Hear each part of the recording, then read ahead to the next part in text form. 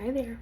Okay, I'm just going to show you after your home has been remediated. It's important that you clean your walls and ceilings to wipe away any of the fragmented mycotoxins that happen during the remediation process. So when your home is remediated, hopefully the majority, if there was something, a piece of wood or something like that, ideally that piece of wood would have been removed and then replaced.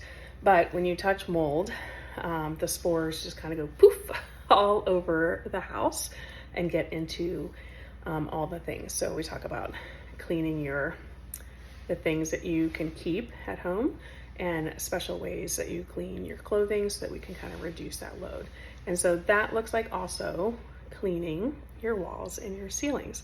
It's a relatively tedious job, but it is a good way to save a little bit of extra money. So there's a chance that the person who remediated your home may have done this step for you, or you could ask them to do this step. If you are electing to do it at home, these are the steps that you're going to follow. So you want to find, and this is not the perfect example because I can't find it, you want a box of disposable microfiber cloth. So they're going to be a little bit thinner, they're going to be less expensive because you cannot reuse these cloths. You're going to use them, then they're going to get thrown out. And I have them in my Amazon list to help with that. So, but this is just going to be an example. It'll probably be smaller than this. They oftentimes are on a reel or a roll that you just kind of tear off and away from that. Then you're going to need something that you can clean the walls with that does not involve you adding water to dilute it. So throughout the entire process, this is why we don't use bleach or other cleaners that have water in them, because that water will fuel or feed the mold in causing growth.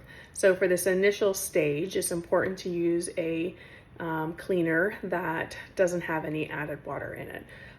My preferred products are either to use the Decon 30. Now, if you have really strong reactions to this, it'll be important that you're wearing gloves, potentially a mask if you're using it. If you're the one with mold illness in the house, it is plant-based and it's great, but you could potentially herx from it. The other great option that is not as, is still plant-based, but it doesn't have that really strong thyme aroma to it, is something called Total Clean, which comes from my favorite Hypo Air company. So these products just get poured directly into a spray bottle. You do not dilute them at all. For the sake of this video, because I don't have either one of them in a bottle right now, I am going to use my Thieves Cleaner, which is what I use now, since my home has been remediated and cleaned. So you're going to pull off one of your said disposable microfibers, and you're going to fold it into quarters, okay?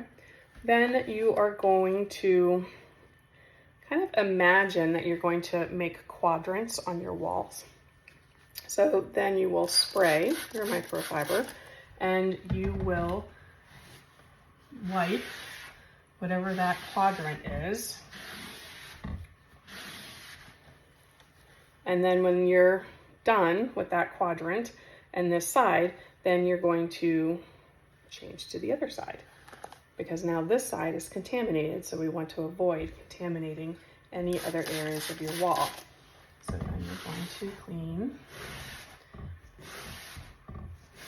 So then when you're done with that, and you're done with both sides, you can flip it over to a dry side where you will continue to wipe the walls until all surfaces of the cloth, I have to remember which ones are dry.